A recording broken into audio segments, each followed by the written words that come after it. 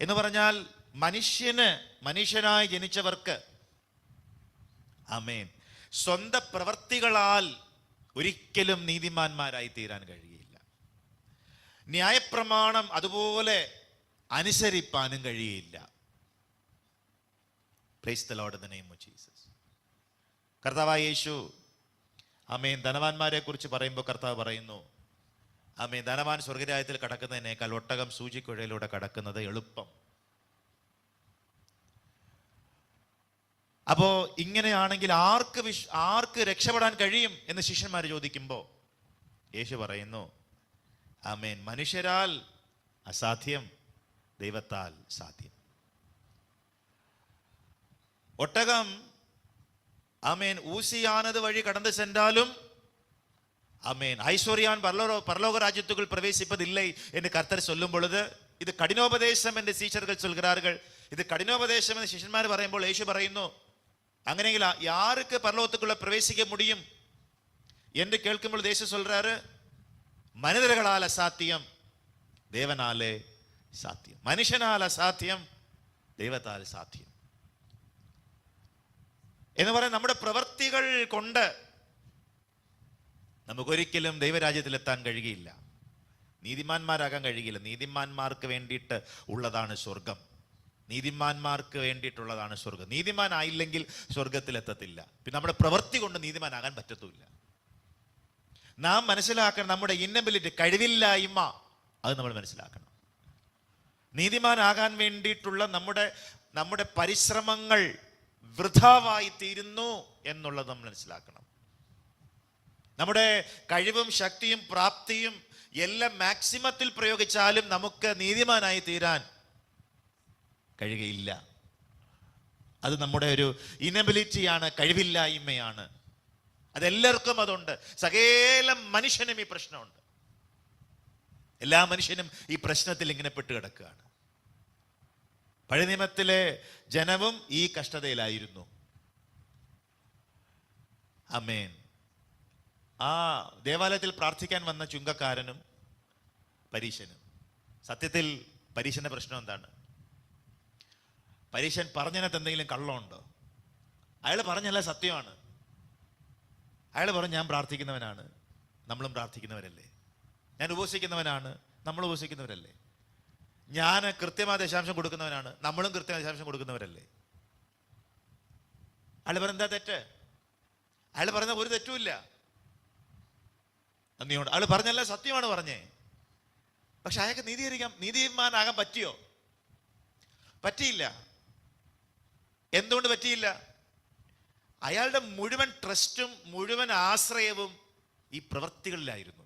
ദശാംശം കൊടുക്കുന്ന പ്രവൃത്തിയിലും, ഉപവസിക്കുന്ന പ്രവൃത്തിയിലും, പ്രാർത്ഥിക്കുന്ന പ്രവൃത്തിയിലും, ആരാധിക്കുന്ന പ്രവൃത്തിയിലും ഒക്കെയായിരുന്നു തൻ്റെ മുഴുവൻ ട്രസ്റ്റ്, ശ്രദ്ധ, ആശ്രയം.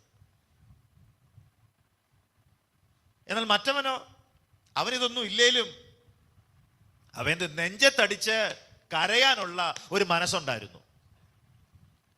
കർത്താവ് ഇവൻ പറയുന്ന പോലെ ഒന്നും പറയാൻ എനിക്കില്ല, ഞാൻ അങ്ങനെ ഒന്നും നല്ലവനായിട്ട് ജീവിച്ചിട്ടില്ല. അയാളുടെ കൂട്ട് ആമേൻ ന്യായമായ നീതിപ്രവർത്തനം ചെയ്യാൻ എന്നെ കൊണ്ട് പറ്റിയിട്ടില്ല, എന്നോട് ക്ഷമിക്കണമേ എന്ന് പറഞ്ഞ് താഴ്ത്തി സമർപ്പിച്ച് ഒറ്റ നിലവിളിയും ഒറ്റ കരച്ചിലും ഒറ്റ പ്രാർത്ഥനയും. നന്ദിയോടെ സ്തോത്രം. ഈ പ്രവൃത്തികൾക്ക് പരീശനെ നീതീകരിക്കാൻ പറ്റിയില്ല.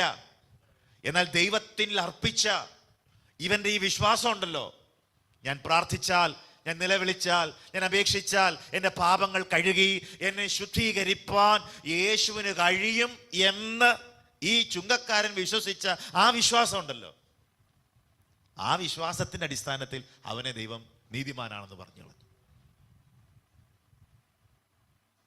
പ്രിയമുള്ളവരെ, കോടതി ഒരുവനെ ആമേൻ കുറ്റമില്ലെന്ന് വെറുതെ വിട്ടുകളഞ്ഞ പിന്നെ അവനെ ആർക്കില്ലെന്ന് ചെയ്യാൻ പറ്റുമോ?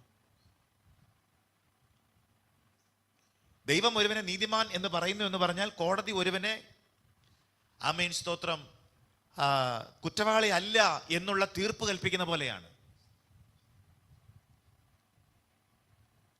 ഒരു വിധത്തിലും ഇയാൾ കുറ്റവാളിയാണെന്ന് തെളിയിക്കാൻ സാധിക്കുന്നില്ല, ഇയാൾ കുറ്റവാളി അല്ല എന്ന് ജഡ്ജി പ്രഖ്യാപിച്ച് സീലടിച്ച് ഒപ്പിട്ട് കഴിഞ്ഞാൽ പിന്നെ കുറ്റവാളിയല്ല. പിന്നെ അവനെ അറസ്റ്റ് ചെയ്യാനോ പിടിക്കാനോ തല്ലാനോ ഒന്നും ആർക്കും പറ്റത്തില്ല. അവൻ കുറ്റവാളിയല്ല, അവൻ നീതിമാനായി കഴിഞ്ഞു. ഇതുപോലത്തെ കോടതിയുടെ പ്രഖ്യാപനം പോലൊരു പ്രഖ്യാപനമാണ് ദൈവം നടത്തുന്നത്. നീതിമാൻ എന്ന് പറഞ്ഞു കഴിഞ്ഞാൽ പിന്നെ പാപത്തിൻ്റെയോ പാതാളത്തിൻ്റെയോ ഒരു ശക്തിക്കും ആമേൻ സ്വത്തെ എതിർക്കാൻ കഴിയില്ല. അവൻ നീതിമാനായി കഴിഞ്ഞു. അവൻ സ്വർഗരാജ്യത്തിന്റെ ഓഹരിക്കാരനും അവകാശിയുമായി കഴിഞ്ഞു. Price the Lord, in the name of Jesus. കർത്താവ് പറഞ്ഞു, ഞാൻ കഴിഞ്ഞ ആഴ്ച പറഞ്ഞൊരു വാക്യമാണ്, നിങ്ങളുടെ നീതി പരീശന്മാരുടെ നീതിയെ കവിയുന്നൊരു നീതി നിങ്ങളിൽ വെളിപ്പെടണം. പരീശന്മാരുടെ നീതിയെ കവിയുന്നൊരു നീതി. പരീശന്മാരുടെ നീതിയെ കവിയുന്ന നീതി എന്ന് പറഞ്ഞാൽ പരീശൻ എന്തൊക്കെ ചെയ്യുന്നുണ്ട്?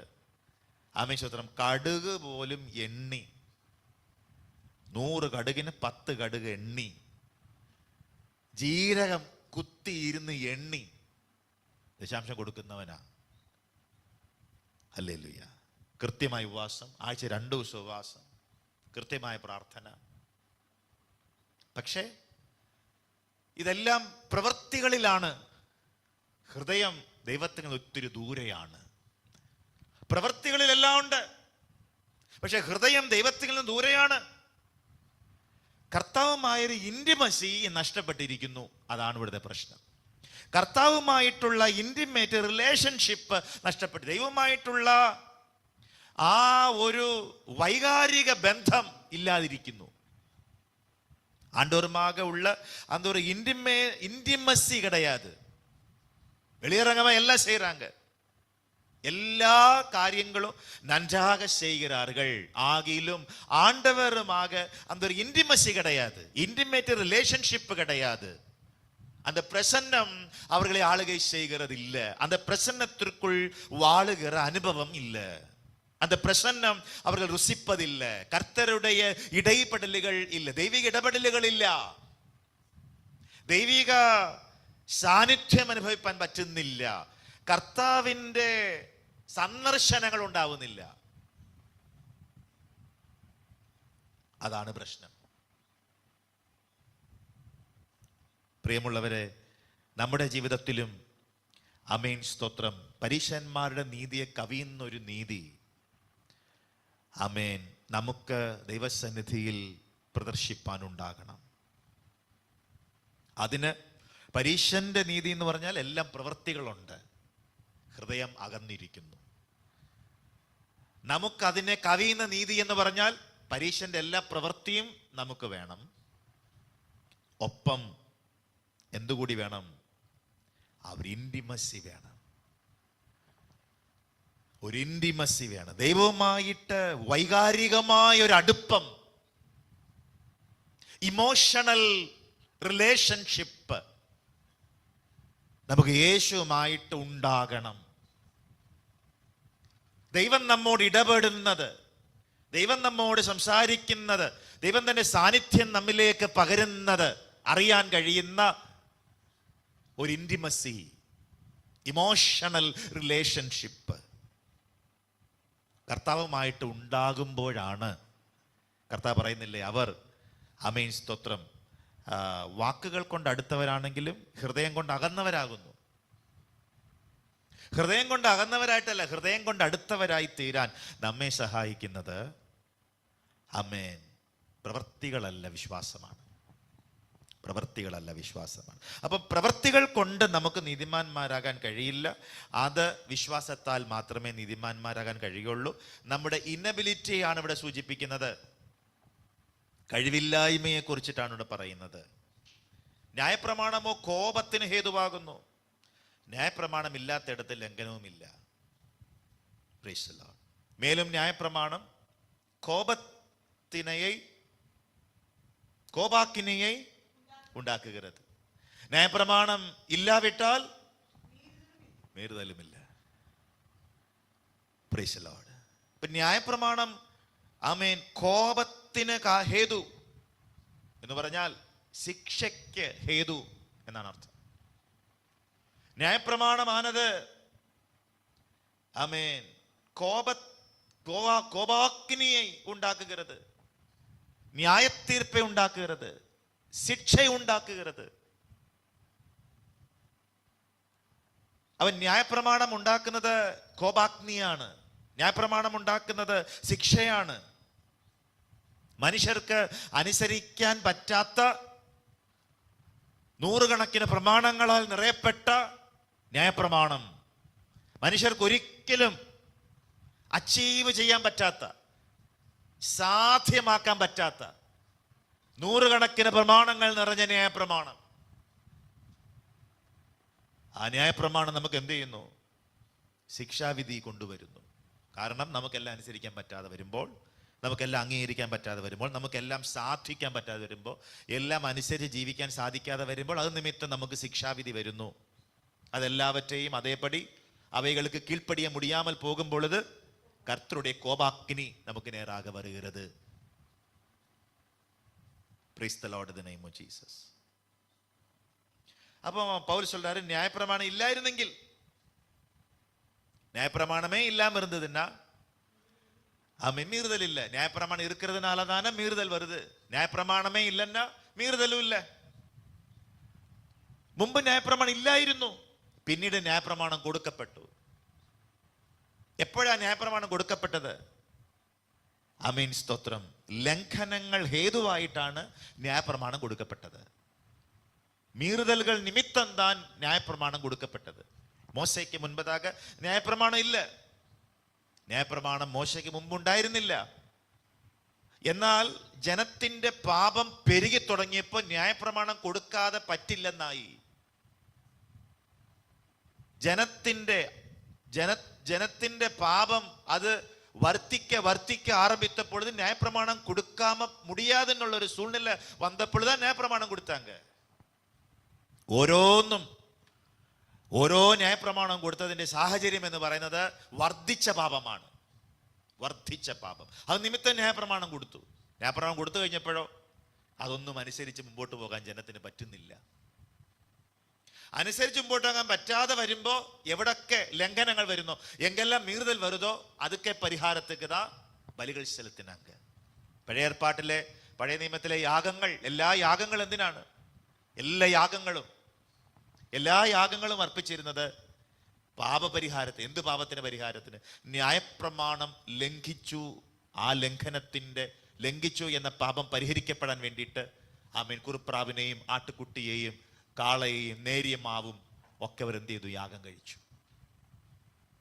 ഈ യാഗാർപ്പണങ്ങളെല്ലാം യാഗമർപ്പിച്ച എന്തോ സംഭവിക്കും? ആ പാപം ക്ഷമിച്ചു, അപ്പോഴത്തെ ആ ലംഘനം ക്ഷമിച്ചു. ന്യായപ്രമാണം ലംഘിച്ചു, അവർ ചെന്നു യാഗം കഴിച്ചു, അതിനെ ക്ഷമിച്ചു. പിന്നെ അവരെന്ത് ചെയ്യുകയാണ്? ഇത് തന്നെ കണ്ടിന്യൂ ചെയ്യുകയാണ്. ഈ പാപം തന്നെ വീണ്ടും തുടരുകയാണ്. വീണ്ടും അവരുടെ ജീവിതത്തിൽ ആമേൻ ഈ ലംഘനങ്ങൾ വീണ്ടും വരുന്നു. വീണ്ടും യാഗം കഴിക്കുന്നു, വീണ്ടും ലംഘനം, വീണ്ടും യാഗം, വീണ്ടും ലംഘനം, വീണ്ടും യാഗം. ഇങ്ങനെ തുടർന്ന് വന്നു. അങ്ങനെ വന്നപ്പോഴാണ് എല്ലാവർക്കും വേണ്ടി ഇനി ഒരു യാഗം കഴിക്കേണ്ട ആവശ്യമില്ലാത്ത വണ്ണം യേശു യാഗമായി. അതുകൊണ്ടാണ് യേശു പറഞ്ഞത്, ഞാൻ ന്യായപ്രമാണത്തെ നീക്കാനല്ല വന്നേ, നിവർത്തിക്കാൻ. എന്നാൽ യേശു சொன்னாரு, ഞാൻ ന്യായപ്രമാണത്തെ ആമേൻ നീക്കാനല്ല നീക്കിക്കളയാനല്ല വന്നത്, നിവർത്തിയാക്കാനാ വന്നത്. ന്യായപ്രമാണം എന്താ പറയുന്നേ? ആമേശ രക്തം ചിന്തിയിട്ടല്ലാതെ പാപമോചനമില്ല. അതാണ് ന്യായപ്രമാണം പറയുന്നത്. ഏത് ലംഘനത്തിനും യാഗമർപ്പണം ഉണ്ടാകണം. അതാണ് ന്യായപ്രമാണം പറയുന്നത്. ആ ന്യായപ്രമാണത്തിന്റെ നീതിയെ സ്ഥാപിപ്പാൻ യേശു വന്ന് ക്രൂശിൽ യാഗമായി. അപ്പോ ന്യായപ്രമാണം പറഞ്ഞതനുസരിച്ചുള്ള യാഗം യേശു ഏകയാഗമായി നിറവേറ്റി. പിന്നീട് യാഗമില്ല. Amen, in the name of Jesus.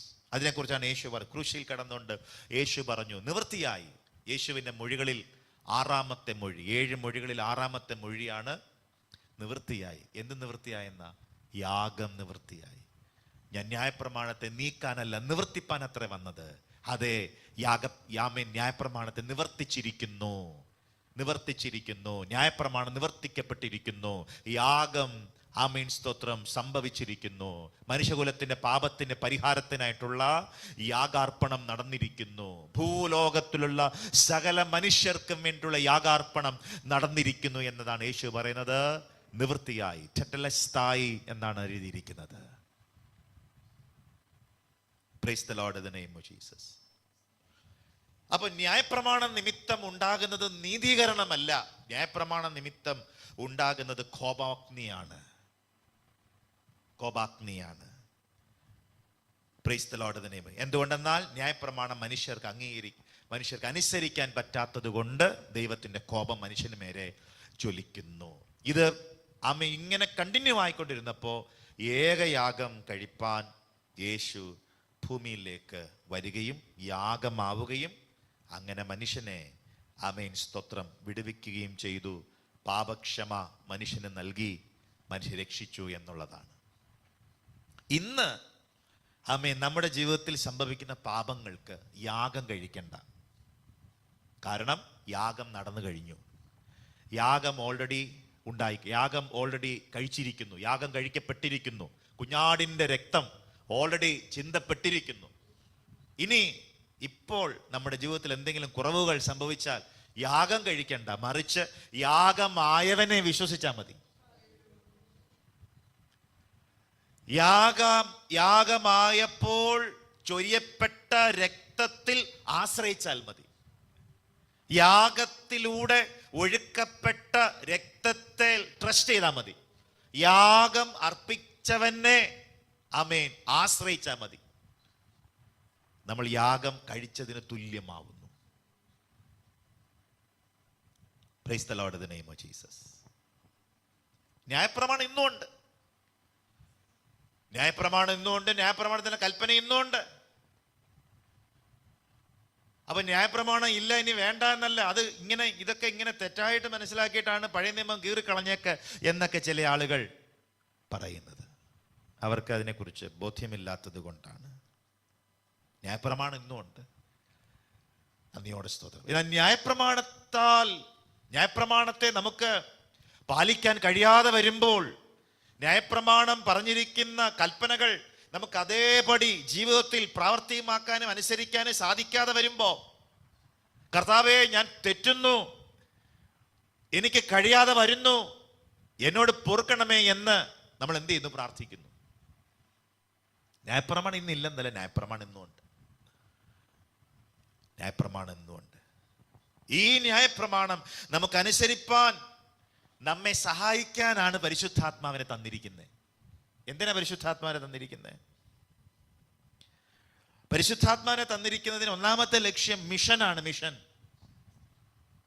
അപ്പോസ്തല പ്രവൃത്തി 1-ാം അധ്യായം 8-ാം വാക്യം, അപ്പോസ്തല നടപടികൾ 1 அதிகாரம் 8வது வசனம் அங்க என்ன சொல்லி இருக்கு?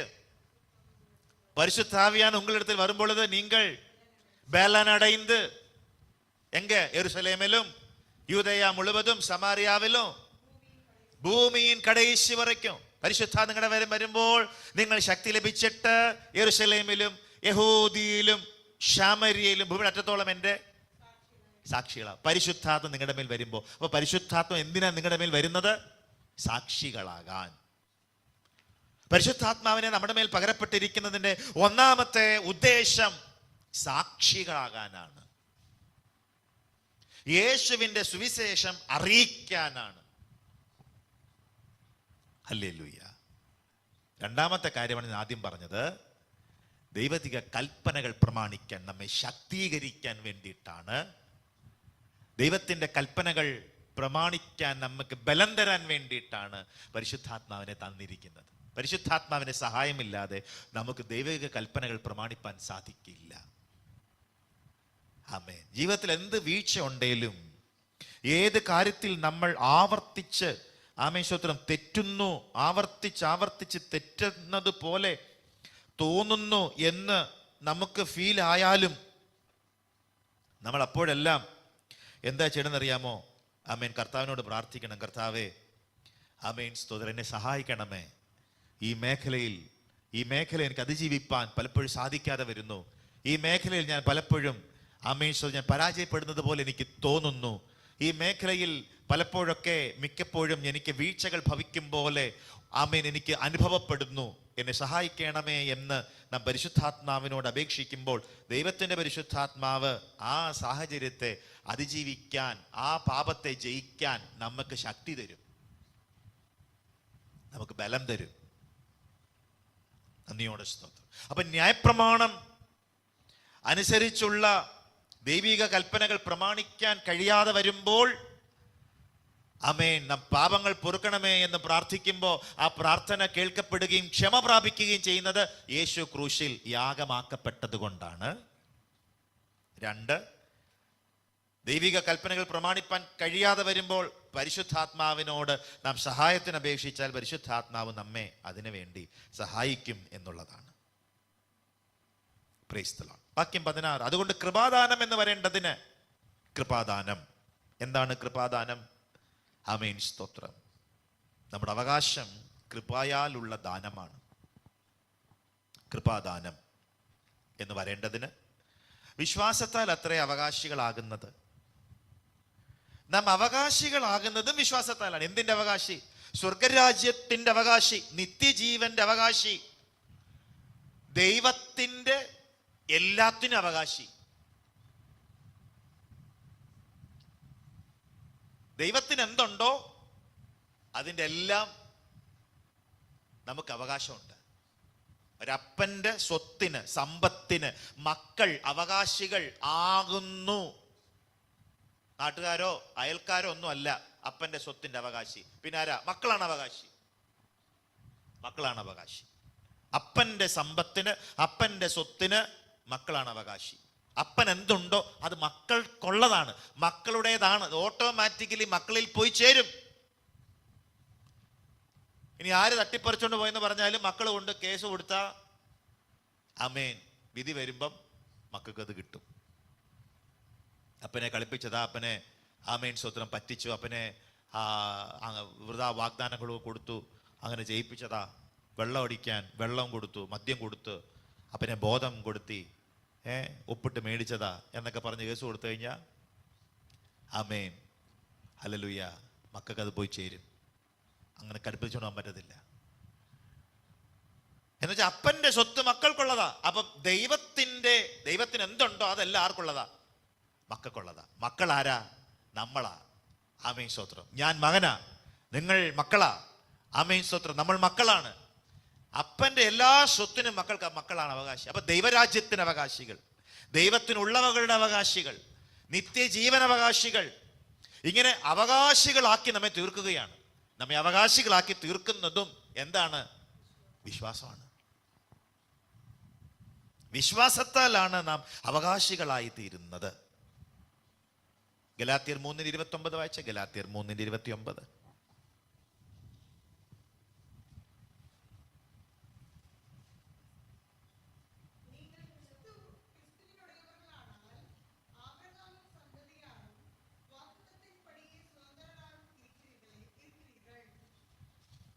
മലയാളത്തിൽ വായിച്ചാട്ടെ. ക്രിസ്തുവിനുള്ളവരെങ്കിലോ നിങ്ങൾ അബ്രഹാമിന്റെ സന്തതിയും വാഗ്ദത്ത പ്രകാരം അവകാശികളാകും. അപ്പൊ നമ്മുടെ അവകാശം നമ്മൾ പ്രാപിക്കും എന്നത് ദൈവം ഓൾറെഡി തന്നിരിക്കുന്ന ഒരു വാഗ്ദത്തമാണ്. ദൈവത്തിന്റെ പ്രോമിസ് ഉണ്ട്. നമ്മെ അവകാശികളാക്കി തീർക്കുമെന്ന് ദൈവത്തിന്റെ പ്രോമിസ് ഉണ്ട്. ദൈവത്തിന്റെ വാഗ്ദത്തമാണ് നമ്മുടെ അവകാശം. സുതന്ത്രവാളികളാக നാം മാറുவோம் என்பது கர்த்தருடைய வாக்குத்தத்தம், ஆண்டவருடைய ப்ராமிஸ். அது நித்திய ஜீவனுக்கும் பரலோக ராஜ்யத்துக்கும் ஆண்டவருக்குள்ள சகலத்திற்கும் அதெல்லாம் நாம் சுதந்திரிப்போம் என்பது ஆண்டவருடைய வாக்குத்தத்தம். இந்த வாக்குத்தத்தம் நம்ம வாழ்க்கையில நிறைவேறுகிறது எப்படின்னா, கர்த்தர் மேல நம்ம வைக்கிற விசுவாசம். ஆண்டவர் நம்ம விசுவாசம் என்ன விசுவாசிக்கிறோம்? அவரை அப்பாவாக விசுவாசிக்கிறோம், அவரை தெய்வமாக ஏற்றுக்கொள்றோம், அவரை அங்கீகரிக்கிறோம், அவருடைய பரம யாகம் பலி, ஆமென், ஸ்தோத்திரம், அதை நம்ம ஏற்றுக்கொள்றோம். பாவத்துக்கு பரிகாரத்துக்காக இயேசு சிலுவையில பலியானார் என்பதை நாம் ஏற்றுக்கொள்றோம். அவர் இரத்தத்தினால் பாவங்களில் மீட்புண்டு என்பதை நம்புகிறோம். அவரின் எல்லா பிரச்சனையும் பரிஹரிப்பார் என்று விசுவாசிக்கிறோம். இந்த விசுவாசம் ஆண்டவர் மேல், இயேசு மேல், அவர் யாகத்தின் மேல் நாம் வைக்கிற விசுவாസം. ഈ വിശ്വാസം നമ്മെ വാഗ്ദത്ത നിവൃത്തിയിലേക്ക് എത്തിക്കും. ഏത് വാഗ്ദത്ത നിവൃത്തി? അവകാശികൾ എന്ന വാഗ്ദത്ത നിവൃത്തി. ഹല്ലേലൂയ.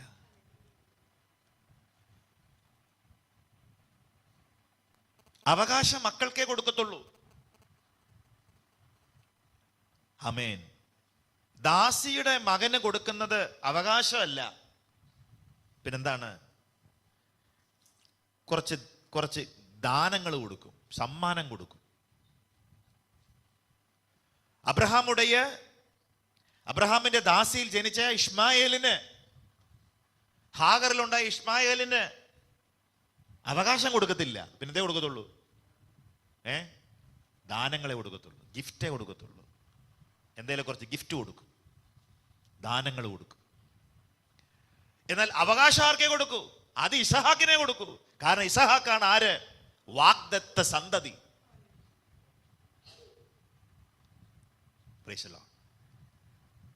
അപ്പം സ്വതന്ത്രവാളികൾ,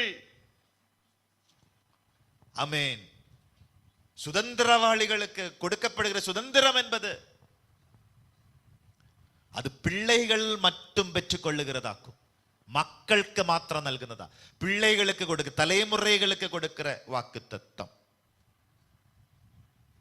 നാം ദൈവത്തിന്റെ മക്കൾ എന്ന പദവിയിൽ നാം നിൽക്കുന്നു എന്നതാണ് നമുക്ക് അവകാശങ്ങൾ ലഭ്യമാകുന്നതിന് കാരണം. ദൈവമാണ് നമ്മുടെ അവകാശം. ലേവ്യ പുസ്തകം 6-ാം അധ്യായത്തിൽ ആദ്യ വാക്യങ്ങൾ എഴുതിയിരിക്കുന്നു. ദൈവം നമ്മുടെ, ലേവ്യരെ കുറിച്ച് പറയുന്നു, ദൈവമാണ് അവരുടെ അവകാശം. അതുപോലെ ആമേൻ, സ്തോത്രം, ഹല്ലേലൂയ. പുതിയ നിയമത്തിൽ നാം എല്ലാവരും രാജകീയ പുരോഹിത വർഗം ആണ്.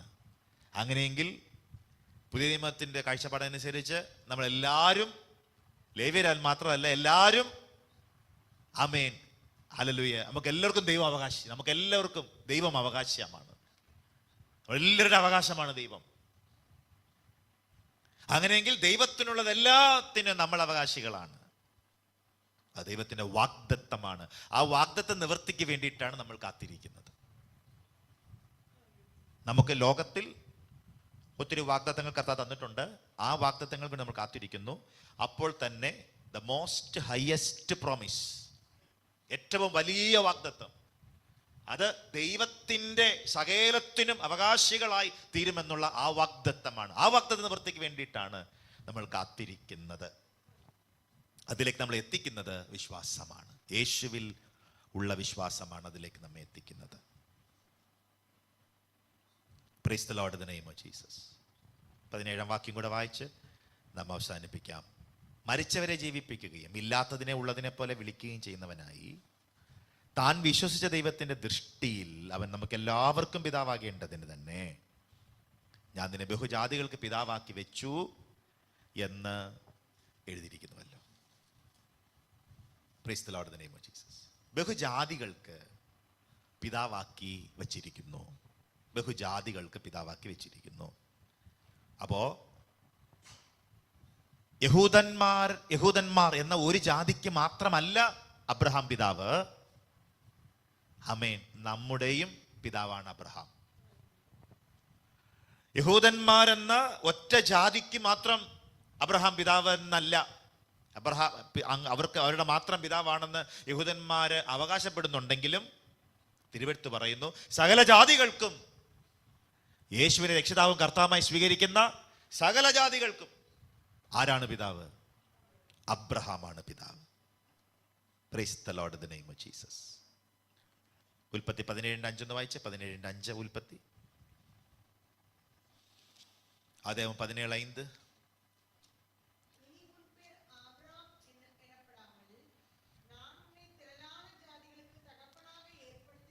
திரளான ஜாதிகளுக்கு தகப்பனாக ஏற்படுத்தினபடியால், திரளான ஜாதிகளுக்கு, അനേക ജാതികൾക്ക്, ബഹുജാതികൾക്ക് പിതാവാക്കിയിരിക്കുന്നു.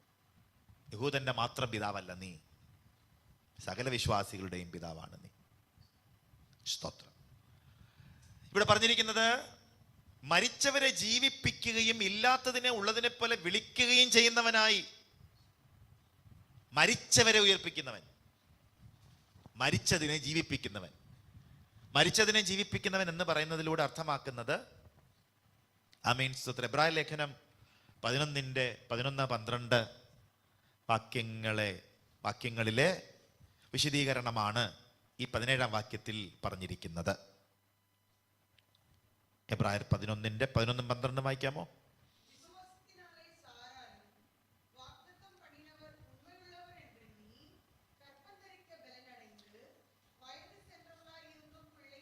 வயது சென்றவளாயிருந்தும் பிள்ளை பெற்றாள்.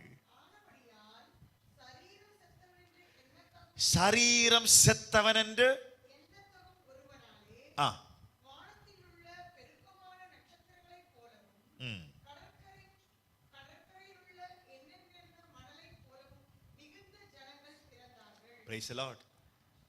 ഇതാണ് ഈ 17-ാം വാക്യത്തിൽ പൗലോസ് പറയുന്നത്.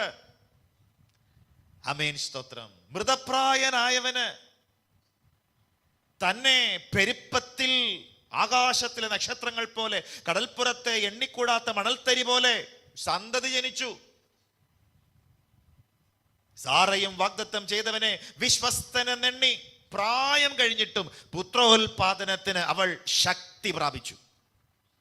അതാണ് ആ 4:17 റോമൻസ് പറയുന്നത്. മരിച്ചവരെ ജീവിപ്പിക്കുകയും ഇല്ലാത്തതിനെ ഉള്ളതിനെ പോലെ വിളിക്കുകയും ചെയ്യുന്നവനായി. സ്തോത്രം. മരിച്ചവസ്ഥയിലുള്ള പുത്രോത്പാദനത്തിന്റെ ശക്തിയും ശേഷിയും ഒക്കെ മരിച്ചുപോയി. തലമുറയെ ജനിപ്പിക്കാനുള്ള ആമേൻ ശക്തിയും ബലവും ഒക്കെ നശിച്ചുപോയി, ക്ഷയിച്ചുപോയി, ഇല്ലാതെയായിപ്പോയി. അവിടെ നിന്നാണ് ദൈവം എന്ത് ചെയ്യുന്നത്? മൃതപ്രായരായ മാതാപിതാക്കളിൽ നിന്ന് ഈസഹാക്കിനെ ജനിപ്പിച്ചു. മൃതപ്രായരായ ശേഷവും തലമുറ ജനിക്കും എന്ന് അവർ വിശ്വസിച്ചു. അതാണ് എബ്രായർ 11:11 പറയുന്നത്. വാഗ്ദത്തം ചെയ്തവനെ വിശ്വസ്തൻ എന്നെണ്ണുകയാൽ പ്രായം കഴിഞ്ഞിട്ടും പുത്രോത്പാദനത്തിന് അവൾ ശക്തി പ്രാപിച്ചു. എന്തുകൊണ്ടാണ്? വിശ്വാസത്താൽ. മറ്റൊന്ന് വിശ്വസ്തൻ എന്നെണ്ണുകയാൽ. 2 കാര്യങ്ങളാണ് എബ്രായർ 11:11 പറഞ്ഞിരിക്കുന്നത്. സാറയെ കുറിച്ച് 2 കാര്യങ്ങൾ പറയുന്നു. ഒന്നെന്താണ്? വിശ്വാസത്താൽ. 2, ആമേൻ, വാഗ്ദത്തം ചെയ്തവനെ വിശ്വസ്തൻ എന്നെണ്ണുകയാൽ. വിശ്വാസത്തിനാലവോ വാഗ്ദത്തം ചെയ്തവരെ ഉണ്മയുള്ളവർ എന്ന് എണ്ണിനതിനാലവോ. ഈ 2 കാര്യമേ ഉള്ളൂ. ആമേൻ. ഈ 2 കാര്യങ്ങൾ, ഈ വിശ്വാസവും വിശ്വസ്തൻ എന്നുള്ള വിശ്വാസവും, ഈ വിശ്വാസം ഏക കാര്യം കൊണ്ടാണ് സാറ ഇസാഹിനെ പ്രസവിച്ചത്. അബ്രഹാം പുത്രോത്പാദനത്തിന് ശക്തി പ്രാപിച്ചത് ഒറ്റ കാര്യം, വിശ്വാസം. വേറൊന്നുമില്ല, വിശ്വാസം. Thank you Lord in the name of Jesus. Hallelujah. നന്ദിയോടെ സ്തോത്രം. വിശ്വാസം ഒരു ചെറിയ കാര്യമല്ല. വിശ്വാസം ഒരു തീയാണ്. വിശ്വാസം ഒരു ജ്വാലയാണ്. വിശ്വാസം കത്തിക്കുന്നതാണ്, കത്തിപ്പടരുന്നതാണ്. ഏത് മൃതപ്രായനെയും ആമേൻ, സ്തോത്രം, എഴുന്നേൽപ്പിക്കുന്നതാണ് വിശ്വാസം. ആമേൻ. ഹല്ലേലൂയ. നന്ദിയോടെ സ്തോത്രം. താഴോട്ട് ആ കാര്യം ഡീറ്റെയിൽ ആയിട്ട് വീണ്ടും പറഞ്ഞിട്ടുണ്ട്. നമ്മൾ അതിലേക്ക് ഇന്ന് രാത്രി പ്രവേശിക്കുന്നില്ല. ആമേൻ. നന്ദിയോടെ സ്തോത്രം. 18, 19, 20 വാക്യങ്ങളിലേക്ക് പോകുമ്പോൾ ആമേൻ, ആ വിശ്വാസത്തിന് കുറെ കൂടി ശക്തി വരുന്ന കുറെ കാര്യങ്ങൾ വീണ്ടും പറയുന്നുണ്ട്. Price the Lord in the name of Jesus. കർത്താവായ യേശുവിനെ ദൈവം മരിച്ചവരിൽ നിന്ന് ഉയർത്തെഴുന്നേൽപ്പിച്ചു. നന്ദിയോടെ സ്തോത്രം. പാപത്തിന് മരിച്ച നമ്മയും, ആമേൻ, സ്തോത്രം, അതിക്രമങ്ങളാലും പാപങ്ങളാലും മരിച്ചവരായ നമ്മയും കർത്താവ് എന്ത് ചെയ്തു? ജീവിപ്പിച്ചു. എഫേസ്യർ 2:1 വായിച്ചേ. എഫേസ്യർ 2:1. എഫേസ്യർ 2:1 വായിച്ചേ. അതിക്രമങ്ങളാലും പാപങ്ങളാലും മരിച്ചവരായ നിങ്ങളെയും അവൻ എന്ത് ചെയ്തു? ഉയർപ്പിച്ചു. 5-ാം വാക്യം, അതിക്രമങ്ങളാൽ മരിച്ചവരായിരുന്ന നമ്മെ ക്രിസ്തുവിനോടുകൂടെ ജീവിപ്പിച്ചു. ജീവിപ്പിക്കുകയും കൃപയാൽ രക്ഷിക്കപ്പെട്ടിരിക്കുന്നു. Price the Lord. അപ്പൊ നമ്മളും മരിച്ചവരായിരുന്നു. നമ്മൾ പാപത്തിന് മരിച്ചവരായിരുന്നു. പാപത്തിന് മരിച്ച നമ്മളെ ജീവനോടെ എഴുന്നേൽപ്പിച്ചിരിക്കുന്നു. അതിനും നമ്മുടെ വിശ്വാസം അത് എത്ര കാരണം. യേശു മരിച്ചവനായിരുന്നു. മരിച്ചവരിൽ നിന്ന് യേശുവിനെ ഉയർത്തെഴുന്നേൽപ്പിച്ചു. Amen. In the name of Jesus. Abraham ജീവനുണ്ടെന്നേ ഉള്ളായിരുന്നു, മരിച്ചവനായിരുന്നു. എന്നാൽ അവനിൽ നിന്ന് ആമേശ്വരം പുത്രനെ ജനിപ്പിച്ചു വിശ്വാസം കൊണ്ട്. ഇത് രാത്രി പ്രിയമുള്ളവരെ, ആമേശ്വരം കാഹളത്തിന്റെ നാദം കേൾക്കുന്നതും സ്വർഗരാജ്യത്തിൽ നിന്നെത്തുന്നതും നിത്യജീവൻ പ്രാപിക്കുന്നതും നീതിമാന്മാരാക്കപ്പെടുന്നതും വിശ്വാസം കൊണ്ടാണ്. വിശ്വാസത്തിൽ ക്ഷീണിച്ചു പോകരുത്, വിശ്വാസത്തിൽ ബലഹീനപ്പെട്ടും അധൈര്യപ്പെട്ടും പോകരുത്. വിശ്വാസത്തിൽ ക്ഷീണിപ്പിക്കുക എന്നുള്ളതാണ് പിശാചിന്റെ ഏറ്റവും വലിയ തന്ത്രം. വിശ്വാസത്തെ എടുത്തു കളയുക എന്നുള്ളതാണ്. എപ്പോഴൊക്കെ വിശ്വാസത്തിൽ നമുക്ക് ക്ഷീണിക്കുന്ന പോലെ തോന്നുന്നുവോ, അപ്പോഴൊക്കെ വിശ്വാസത്തിൽ ഉറക്കത്തക്കവണ്ണം വാ തുറന്ന് നമ്മളോട് തന്നെ സംസാരിക്കണം. വാ തുറന്ന് നമ്മളോട് തന്നെ സംസാരിക്കണം.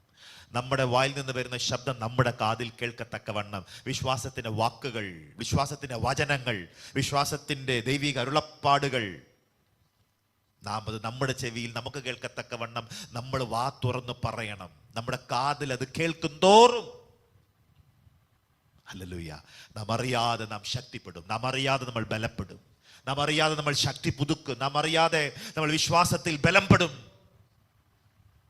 ക്ഷീണിച്ചു പോകരുത്, അധൈര്യപ്പെട്ടു പോകരുത്. പിശാചിന് ഏറ്റവും വലിയ പോരാട്ടമുള്ള നമ്മുടെ വിശ്വാസത്തോടാണ്. കാരണം വിശ്വാസമാണ് സകലത്തെയും സാധിപ്പിക്കുന്നത്. എല്ലാം സാധ്യമാകുന്നത് വിശ്വാസത്താലാണ്. Hallelujah, hallelujah. ന്യായപ്രമാണത്തിന്റെ പ്രമാണങ്ങളെക്കാൾ ശക്തി നമ്മുടെ വിശ്വാസത്തിനുണ്ട്. സ്തോത്രം. നമ്മെ നീതിമാന്മാരാക്കുന്നത് ന്യായപ്രമാണമല്ല, നമ്മൾ യേശുവിൽ അർപ്പിക്കുന്ന വിശ്വാസമാണ്. സ്തോത്രം. കൽപ്പനകൾ പോലും പലതും നമുക്ക് പ്രമാണിപ്പാൻ സാധിക്കാതെ പോകുന്ന സാഹചര്യങ്ങൾ വരുമ്പോഴും ഹല്ലേലൂയ, യേശുവിൽ നാം അർപ്പിക്കുന്ന വിശ്വാസം, ആ വിശ്വാസം നമ്മെ കഴുകും, ആ വിശ്വാസം നമ്മെ ശുദ്ധീകരിക്കും, ആ വിശ്വാസം നമ്മെ നീതീകരിക്കും. ഈ രാത്രി കണ്ണുകൾ നടച്ച് കർത്താവിനെ സ്തോത്രം എന്ന് പ്രാർത്ഥിക്കാമോ? വിശ്വാസത്തിൽ അമേൻ സ്തോത്രം ക്ഷീണിപ്പിക്കുവാൻ ശ്രമിക്കുന്ന പിശാച്, വിശ്വാസത്തിൽ അമേൻ സ്തോത്രം കുറവുള്ളവരാക്കി നമ്മെ തീർക്കുവാൻ പരിശ്രമിക്കുന്ന ദുഷ്ടൻ, നമ്മുടെ വിശ്വാസത്തെ മുற்றிലും ചോർത്തിക്കളയാൻ ശ്രമിക്കുന്ന അന്ധകാരങ്ങൾ, അവകളോട് എതിർത്ത് നിൽപ്പാനുള്ള കൃപയ്ക്ക് വേണ്ടി കർത്താവിനോടൊന്ന് സ്തോത്രത്തോടെ പ്രാർത്ഥിച്ചാട്ടെ.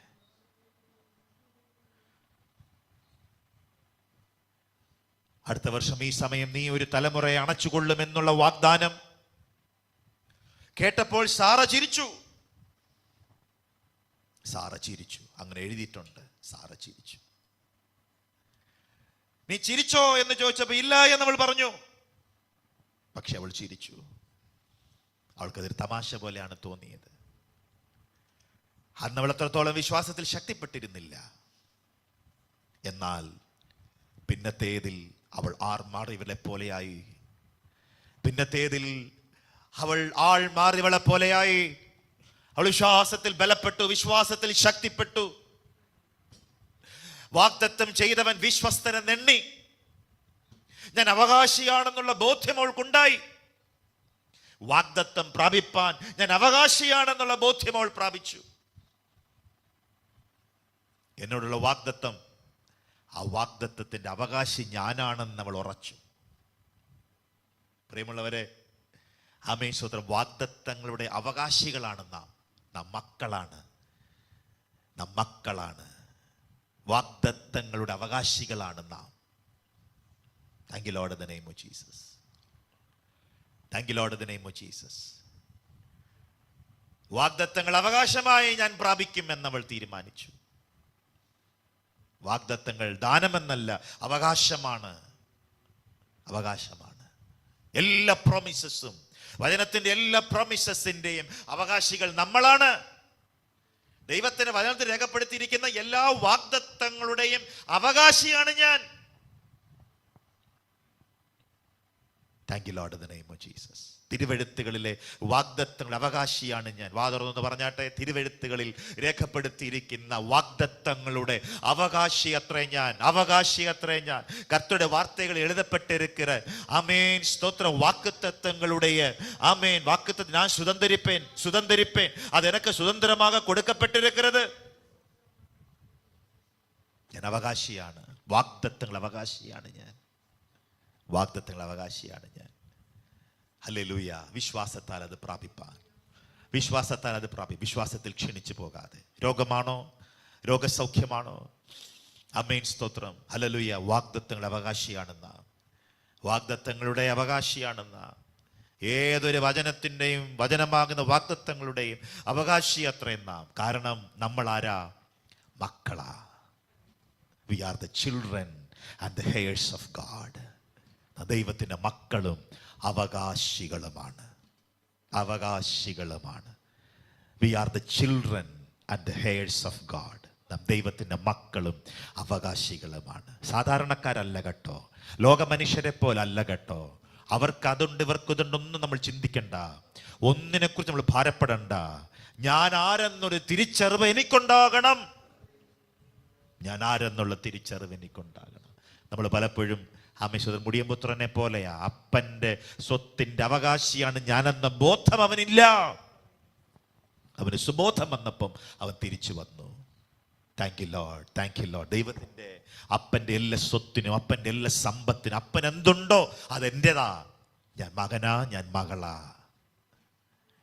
Thank you Lord, thank you Lord. ആ ബന്ധത്തിൻ്റെ ഡെപ്തിലേക്ക് പ്രവേശിക്കുന്ന രാത്രിയായിട്ട് ഈ രാത്രി മാറണം. ആ ബന്ധത്തിൻ്റെ അകത്ത് ഇൻറ്റിമസിയിലേക്ക് പ്രവേശിക്കുന്ന രാത്രിയായി ഈ രാത്രി മാറണം. ആ ബന്ധത്തിൻ്റെ ഇമോഷനിലേക്ക്, ഇമോഷണൽ റിലേഷൻഷിപ്പിലേക്ക് പ്രവേശിക്കുന്ന രാത്രിയായിട്ട് ഈ രാത്രി മാറണം. ദൈവവുമായിട്ടുള്ള ആ വൈകാരിക ബന്ധത്തിലേക്ക് പ്രവേശിക്കുന്ന രാത്രിയായിട്ട് ഈ രാത്രി മാറണം. Thank you Lord, in the name of Jesus. പിതാവിൻ്റെയും പുത്രൻ്റെയും പരിശുദ്ധാത്മാവിൻ്റെയും നാമത്തിൽ നിന്റെ ജനത്തെ അനുഗ്രഹിക്കുന്നു. അവകാശങ്ങളെക്കുറിച്ച് ബോധ്യമുള്ളവരായി, അവകാശങ്ങളെക്കുറിച്ചുള്ള അറിവുള്ളവരായി നിന്റെ ജനത്തെ നീ അനുഗ്രഹിക്കുന്നതിനാൽ അങ്ങേക്ക് സ്തോത്രം ചെയ്യുന്നു, സ്തോത്രം ചെയ്യുന്നു. Thank you Lord, in the name of Jesus. Thank you Lord, in the name of Jesus. Thank you Lord, in the name of Jesus. ബാലനായിരിക്കുന്നിടത്തോളം അവകാശിയെങ്കിലും അവൻ ദാസനാണ്. കാരണം എന്താ? അവകാശത്തെക്കുറിച്ച് അറിവില്ല. നമ്മളാരും ബാലന്മാരല്ല, ബാലികാമാരുമല്ല. നമ്മൾ അവകാശങ്ങളെക്കുറിച്ച് ബോധ്യമുള്ളവരാണ്. മക്കളെന്ന അവകാശത്തെക്കുറിച്ച് ബോധ്യമുള്ളവരാണ്. Thank you Lord. അതുകൊണ്ട് ദാസന്മാരല്ല, സ്വതന്ത്രന്മാരത്രേ. അതുകൊണ്ട് ദാസന്മാരല്ല, അവകാശികളത്രേ. ഇത് അവകാശത്തോട് അവകാശങ്ങൾ പ്രാപിക്കുന്ന നാളുകളായി ഈ നാളുകളെ നീ അനുഗ്രഹിക്കുന്നതിനാൽ അങ്ങേക്ക് സ്തോത്രം ചെയ്യുന്നു. ഈ രാത്രിയിലെ വചനധ്യാനം ഞങ്ങൾക്ക് അനുഗ്രഹമാക്കി തീർത്തതിനാൽ അങ്ങേക്ക് നന്ദി പറയുന്നു. അനേകർക്ക് ഇതൊരു ബ്ലെസ്സിങ് ആക്കി തീർക്കണമെന്ന് പ്രാർത്ഥിക്കുന്നു. ഞാൻ ആരെന്നുള്ള ബോധ്യത്തിലേക്ക്, ഹുവമായി തിരിച്ചറിവിലേക്ക് നടത്തപ്പെടുന്ന നാളുകളായിട്ട് ഈ നാളുകളെ നീ അനുഗ്രഹിക്കണമെന്ന് അപേക്ഷിക്കുന്നു. തിരിച്ചറിവുകളിൽ നടത്തുന്ന ബൈബിൾ സ്റ്റഡിയായിട്ട് നീ ബൈബിൾ സ്റ്റഡി അനുഗ്രഹിക്കണം. എല്ലാ മഹത്വം അങ്ങ് മടക്കാത്തിൽ കൃപയോടിരിക്കണം. പിതാവിൻ്റെയും പുത്രൻ്റെയും പരിശുദ്ധാത്മാവിൻ്റെയും നാമത്തിൽ ദൈവജനത്തെ അനുഗ്രഹിച്ച് പ്രാർത്ഥി. സർവ്വമഹത്വം അങ്ങയ്ക്ക് യേശുവിൻ്റെ വിലയേറിയ നാമത്തിൽ തന്നെ. ആമേൻ, ആമേൻ. തലവെച്ച് ചേർന്ന് പാടാം. I stay right under the